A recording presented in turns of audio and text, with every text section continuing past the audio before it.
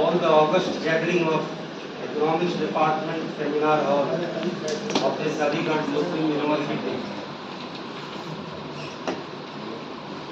Respected all dignitaries sitting on the dais, Professor Abdul Salam Sahab, the head of the Economics Department, Professor Javed Sahab,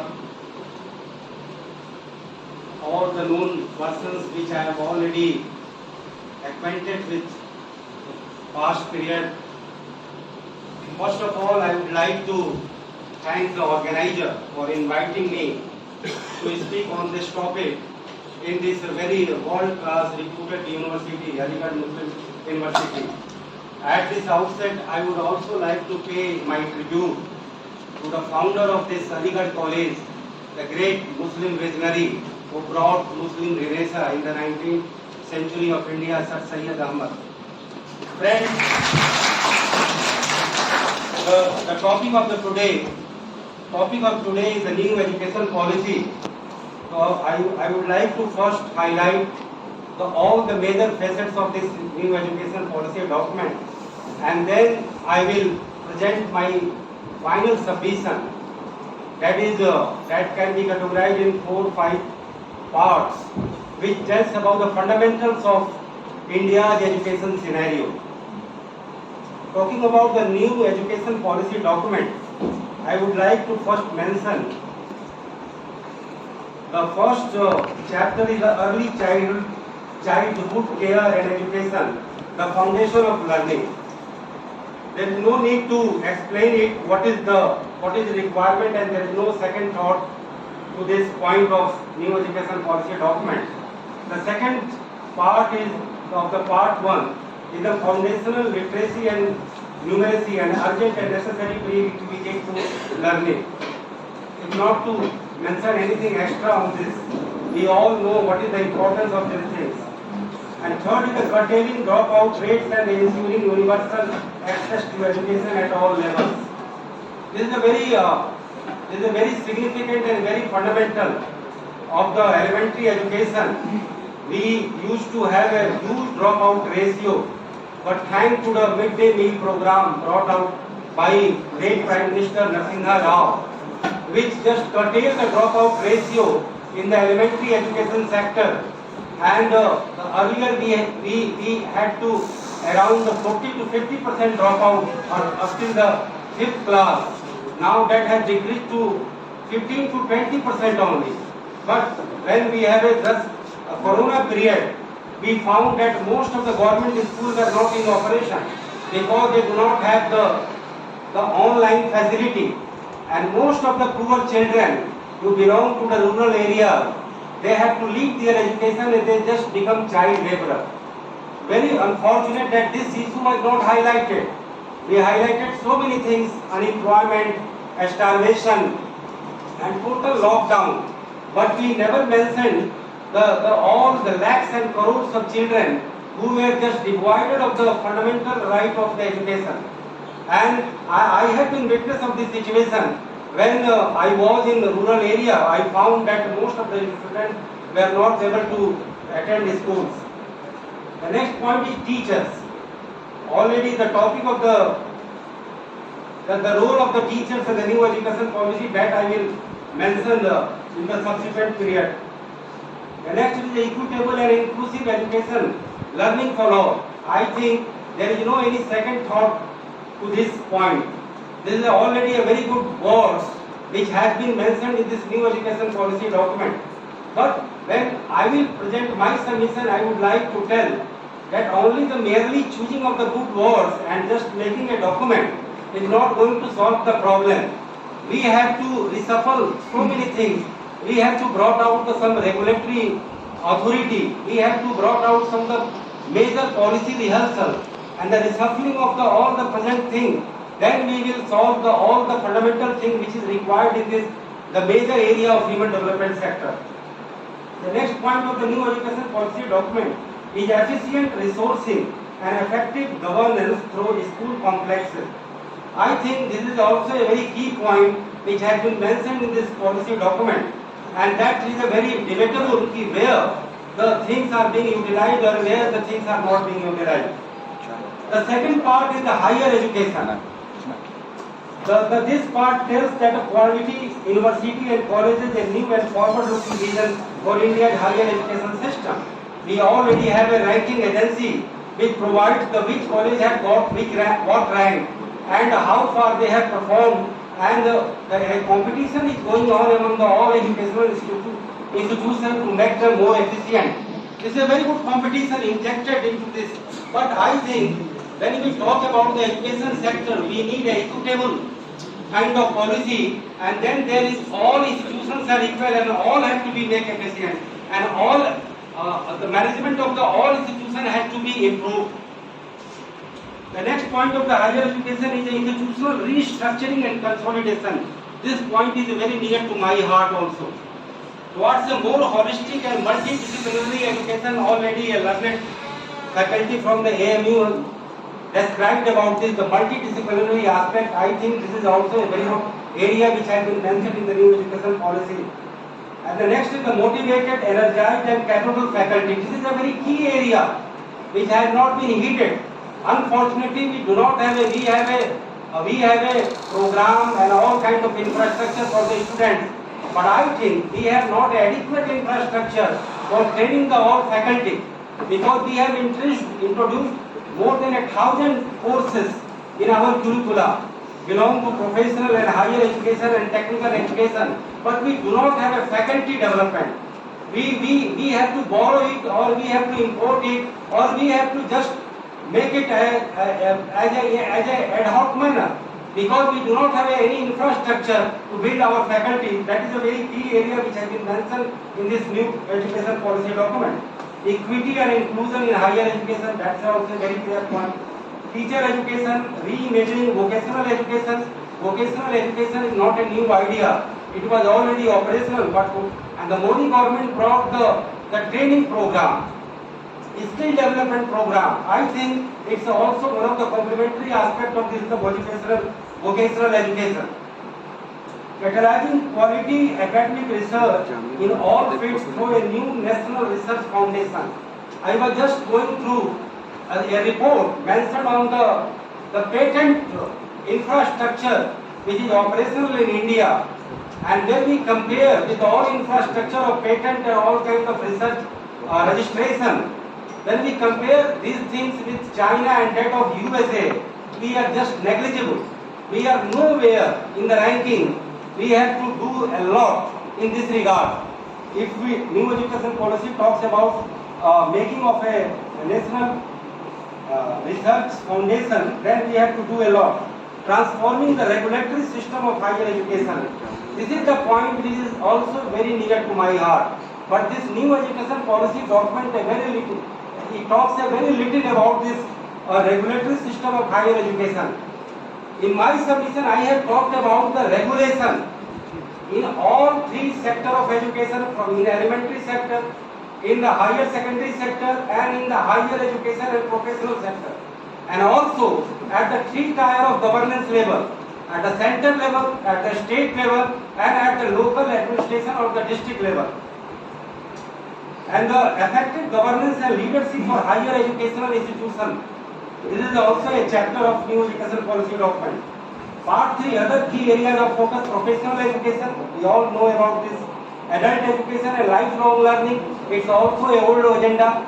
We have spoiled a lots of money on this adult education, which was already coined in the earlier Congress government. Promotion of Indian languages and arts and culture. This is the speciality of this new education policy, and I also fully appreciate that this our Indian languages were totally ignored. We have a two set of world. One was persons educated from the Indian language medium, and another was the English educated lot. That was totally a different world, and we were talking about the equitable society. But this education is a man-made area which has just made our society totally inequitable. And the next point is the technology, youth and integration. I think there is no any debate and no any second thought to this point also. We need more and more induction and injection of technology in more and more areas of education. Online and digital education ensuring equitable use of technology.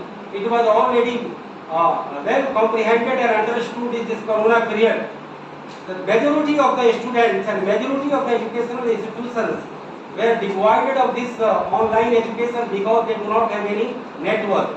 And after that, Prime Minister announced 1,000 crore plan for the broadband network, establishment of broadband network and correcting all the government school educations and all sorts of schools. Financing affordable and quality education for all. This is also very debatable thing and implementation, and that's all. Friends, these are the points of the new education policy document. This is already in public domain, and I have already told which area is debatable and which area is not debatable. But when we talk about the Indian education scenario, first I would like to talk about the status of education in India. First, let us talk about the primary education. I would like to say that we have around 10 lakhs primary school comprised of both public sector and private sector, and around 15 crore children are taking their education, making their life in these primary institutions. And I would like to mention this new education policy is catered to, it pertains to only the government sector. It is not talking about the private sector of education. I would like to say there is a huge presence of private sector in education as well as in health. But we have no any, because this the organizer is economics department, and we all economists very much know about the what is called equal level playing field, and also the maximum utilization of the available resources. If this is a building, it must be fully utilized. If it has some investment, that must have a proper and higher return, not necessarily in economic terms, but also in social terms. We already know about that education is one of the big sectors of human development, social development. But in my presentation, I would like to prove that is also one of the very big part of Indian economy also. It's a very big part of GDP also. It is one of the greatest source of employment generation. It has a forward linkage effect and backward linkage effect over our economy. It has a multiplier effect over our economy. Education is such an area which train the people, which make the people efficient, which it make them earnable, it make them a very high quality human resource, and make the country richer, make the economy richer. Talking about the primary school, I would like to mention that we have a huge Sarva Shiksha Abhiyan, and we spent crores of rupees, billions of rupees on Sarva Shiksha Abhiyan. We created a huge physical infrastructure in rural area. But despite this fact, in rural area, even 47% primary schools are run by private sector.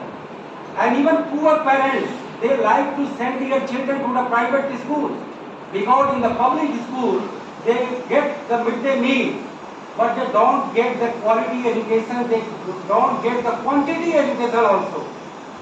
Because I would like to mention why there is a difference between the public sector and private sector. All economists know about this. What is the difference between public sector and private sector? The same difference is visible in the public sector education and the private sector education also. Because in public sector, all teachers and all staff, they paid better as per the government rule, because government cannot exploit their laborer. But so far the performance is concerned, so far the imparting education is concerned, there is a big difference between the private school and public school. In private school, teachers get lesser salary, but they have to work more. They have to more apply on their children. They have a pressure from their management side. But this thing lacks in the government sector. So we have to make an equal level playing field. And that is why I am talking about the regulatory authority. Establishment of regulatory authority, because you cannot deny the private sector, but you can bring a regulatory authority and just try to usher in the private sector and just bring them under their regulation. Their fees will be such, their regulation will be such, their courses and syllabus will be such. And if we talk about a national education policy, first of all we should talk about a uniform and equitable system of education. Then we have a nationwide one language medium, maybe any Indian language. If anyone is very comfortable in Bengali, he must have a Bengali medium. If someone is very convenient and comfortable in Urdu, he must have a Urdu medium. Someone is very efficient and comfortable in Marathi, he must have a Marathi medium. But there must be no difference between English medium and Indian language medium. We cannot make such kind of thing. If you have got education in the English medium, you will become a big shot. And if you got a education in the Indian language medium, you will become a very ordinary person. Because we have to make equitable society. Professor Sir was talking about the preamble of Constitution. I think the most fundamental part of this Constitution is the equality of opportunity, and that is totally lacking in India. Talking about the status of education, I would like to mention, I just talked about the primary education, which is the prime duty of the government, whether state government or central government or local body government. Talk about the middle school, we have around 75 lakh students we are studying 4 lakh middle school. We have a 50 lakh students in the senior secondary and higher secondary in more than 2 lakhs school. We have around 1,000 universities and we have 30,000 colleges where the number of teachers is 4 lakh. This is the status of education. This is the scenario of Indian education, and this is comprised of private sector also. So friends, you talk a lot about this new education policy document, but merely choosing of a very good word and a very good sentence and text is not going to solve the present status of Indian education. I think government must bring a 3-tier regulatory authority which will fix up the fee and all structure. Government has to bear the educational expenses because government it is not a business for government. Private sector running educational and health institutions, even in the name of the charity, it actually a business for themselves. No problem. But they should come under the regulation. They should come under the one national syllabus. They should come under one national board. And they must have all state branches, no problem. So we need an equal level playing field. And also the regulatory authority for all primary, secondary and higher education at all 3-tier levels, central, state and local district level. And this will be a game changer. I am telling you, this would be a game changer if we have a regulatory authority like telecom and electricity. In telecom field, even government sector or private sector, they have to charge one rate only. Private sector cannot lose the consumer. They are abide by the regulation of TRAI to charge their revenue because it is in their blood to exploit the consumer, but private sector cannot exploit their telecom consumer because regulatory authority is there. So same thing is applicable in education also because we all economists generally favor privatization. We generally favor public and private partnership. But when we talk about education, all have a vested interest. They never support private funding or the curtailing of government funding. I am not talking about the government curtailing of government funding, but there must be proper and full utilization of the resources. They do not must have all-time corona call. They must have a value for money. They have to perform. There must be audit for all kind of work. And I don't want any difference between public sector and private sector on the basis of any human development, on the basis of any salary, perks and allowances, on the basis of any educational quantity and quality.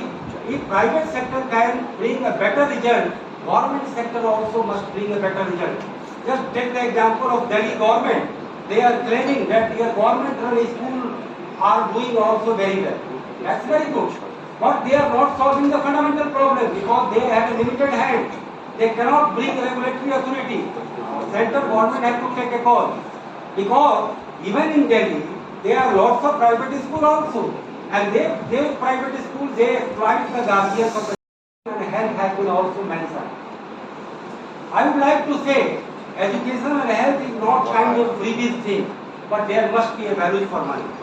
If there is no regulatory authority, if there is no equal level playing field, If you talk about the fundamental education and health is a fundamental right, then you eliminate all the private sector because they are exploiting it, and just make a national agenda, a national program for providing human development of education and health. But that is not going to happen. Private sector has to remain, and they will do their business. So we need a regulation. So we need a equal level playing field. Equitable society pertaining to present education syllabus, board, language, medium of education, ranking system, and public and private partnership. These all are areas which needs to be addressed properly. Remuneration, working hour, performance application for all teachers must be same. In generally government schools, there is one debate going on about permanent teachers and the contractual teachers. People say contractual teachers are very afraid because they have been not provided security. I think if you talk about the equal level playing field, all must be made contractual on the basis of their quality, experience, performance, and they must have a very good working conditions. Working hours, government cannot exploit their workers unlike private sector. Private sector, this is a DNA. This is in the DNA of private sector. They exploit their labor because the regulation is absent there. This is also work of government to just go and just regulate private sector. They cannot exploit their workers. If you talk about India, if you talk about the all citizenry of India, we must have a one law, one equal institutional arrangement, and one kind of environment and one kind of level playing field, which I am empirically talking about. Education is not only area of human development, social development, but also a big backbone of economy, having both forward linkage and backward linkage effect, which has already I have mentioned. Destination of investment base for the real estate, education and health has been one of the major attractive points for the realtor also. Even in the metropolitan area and in the big city, you have a mass development of real estate is taking place. And when you go to observe all those things, you will find they have the real estate ready for the hospitals, ready for the school, ready for the higher educational sector, ready for the professional education sector, ready for the hotels and all kind of guest houses. So this is, as I told that, it is also one of the part of economy. It is also a booster for the economy. If we want to address this human development area, we have to take it in a very holistic and comprehensive manner, and we have to sort out all those issues which are implicitly and explicitly related with this education and health. We generally talk about education and health in a very limited area. We talk about the very as per our own convenience and individual benefit. If you think about the whole country, whole 130 crore citizenry of the country, you have to see and you have to address education and health in one glass, in one binocular. Otherwise, we have a separate world, we have a different world, we have a various world in this educational arena. In the Indian middle class, they talk about the foreign country, they talk about the higher ranking and NACA, NAAC ranked educational institutions. I don't think this is a big good thing for the equitable India. If कम से कम आप जो है education और health के जरिए आप एक समतामूलक समाज बना सकते हैं. We all know you cannot become a child of Reliance or you cannot become a child of Tata. But if you are getting an equal and uniform education and health on behalf of government, whether through public sector or through private sector, the whole human development will have a one pattern, uniform pattern, and equal pattern. And then this country will be not known as the most unequal country in the world. I have visited some country in Europe. I never found such inequality like India. I don't know much about the foreign education system, but I know about the German education system. Up till 7th class, they decide which area students will go. But in India, all are confused. Some are taking general courses, general education. Some go to the private professional area, some go to the technical area, some choose the early employment generating area. Why don't you provide all these things for the whole citizenry of the country? So if that education policy was very much required, that education policy was very much needed, he was to address the whole Indian education scenario in an equitable frame of mind. And then we have to face the ground reality of education world in India. Because we all know there is lots of government is not going to check, even not the state government is going to check the mushrooming growth of the private sector. They all have been allowed. So you just fix up one syllabus, one course, one board, one language medium, one structure of fees, and government will make provision for all poor and needy people. And then there will be more and maximum utilization of the resources. I don't believe in hiking GDP in education until and unless we have a full utilization of the available resources. Value for a single piece is not getting ensured, then there is no need of hiking GDP in education area. We require high GDP, you say about the 6% or 7% or 8%, but that should have fully utilized, that should be fully audited, and that should be equitable distributed also. As Professor Javed mentioned earlier, that the whole financial control is being governed by RBI.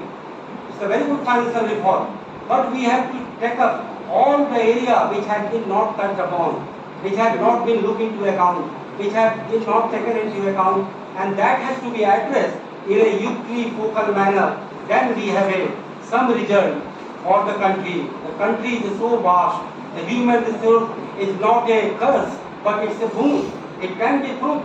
We even see in the rural area who have a surplus population, but they are facing the tears of the laborer also, because they have a huge demand for the metropolitan area, the industrial center, and all the big urban center. So we can utilize our maximum utilization, maximum human resources also, and that all should be treated as per their quantity and quality, as per their skill, as per their efficiency and all. There should be no partiality. There should be no any kind of favoritism allowed in this education sector. So I just end up my presentation. Many people may agree or may not agree, but I think this is the need of hour and this is the requirement of the society. If we want an equitable society, then we have to address education and health first of all, because all people are same, all are born, people are same. It has to be treated, at least on behalf of government, at least on behalf of the human arrangement, or at least on behalf of the public domain area. So lastly, I am very thankful to the organizer. I am so much humble and I am so much grateful to find this opportunity. I am just a non-entitled person. I am not from the academic side, but I have some thought and some vision about this sector. Apart from so many sectors of our Indian economy, society, polity, public administration, and public institutions, I wanted to say something about education and health. And that Professor Abdul Salam Bhai, who is my very old friend, he just picked up me and invited me, and I am totally grateful to him. So with this note, I just say thank you, and I am very thankful to the gathering of patients listening to me. Thank you very much.